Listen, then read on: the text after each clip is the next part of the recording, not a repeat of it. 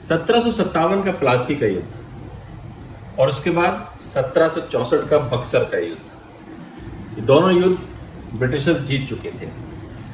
और बक्सर का युद्ध जीतने के बाद ब्रिटिशर्स को दीवानी राइट्स मिल गए थे बंगाल रीजन के, और उस वक्त का बंगाल बहुत बड़ा था।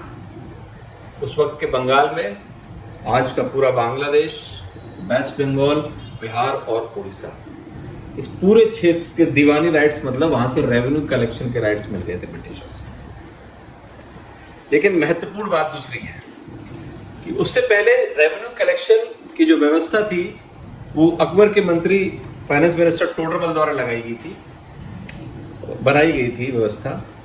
तो मैं आपको ये बताना चाहता हूँ कि मुगल एडमिनिस्ट्रेशन में रेवेन्यू कलेक्शन और जब ब्रिटिशर्स ने रेवेन्यू कलेक्शन शुरू किया तो फर्स्ट स्टेज में क्या डिफरेंस था।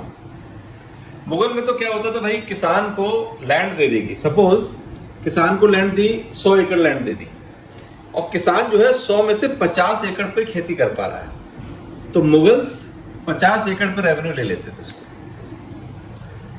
दूसरी बात, अगर किसी वर्ष किसान पूरा रेवेन्यू नहीं भी दे पाया तो थोड़ी फ्लेक्सिबिलिटी रखते थे कि चलो कोई बात नहीं, लॉस हुआ, मान जाते थे। तीसरा, कभी कभी क्या होता था कि उसके पास कैश नहीं है तो वो काइंड में दे देता था, तो उसे सेल्स के उसके चक्कर में नहीं पड़ना पड़ता था। और अगर उसकी किसी वर्ष वो रेवेन्यू नहीं दे पा रहा तो उसकी जमीन जो है उससे छीन ही नहीं जाती थी। बट जब ब्रिटिशर्स आ गए, उनके दीवानी सिस्टम आया, तो उन्होंने उसमें थोड़ा सा ट्विक किया।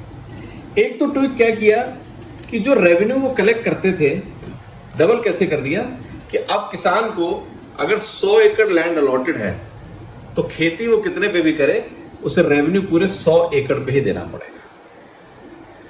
और दूसरा, अगर किसी वर्ष उसका रेवेन्यू उतना नहीं हो पा रहा, उतना इकट्ठा नहीं कर पा रहा किसान, लेकिन ब्रिटिशर्स को रेवेन्यू चाहिए था, उसके लिए चाहे वो अपनी जगह सेल करे या वो किसी मनी लेंडर से कोई पैसा ले। और तीसरी जो सबसे विशेष बात सोचने की, मनन करने की है, वो ये है कि ब्रिटिशर्स ने ये व्यवस्था लागू कर दी थी, अगर किसान किसी वर्ष में अपनी जमीन का लगान नहीं दे पाता है तो उसकी जमीन का ऑक्शन कर दिया जाता था। और वो ऑक्शन मुगल्स पीरियड में तो किसान की जगह किसान खरीद सकता था, लेकिन ब्रिटिशर्स ने नया नियम ला दिया कि किसान की जगह कोई बाहरी आदमी भी खरीद सकता है, कोई मनी लेंडर भी खरीद सकता है। और इस तरह से फिर बाद में जमींदारी सिस्टम बढ़ता चला गया। आज उसने रियल एस्टेट का जगह ले ली है, आज किसान की जगह प्राइवेट आदमी खरीद लेता है और बड़ी बड़ी इमारतें बन जाती हैं। नमस्कार।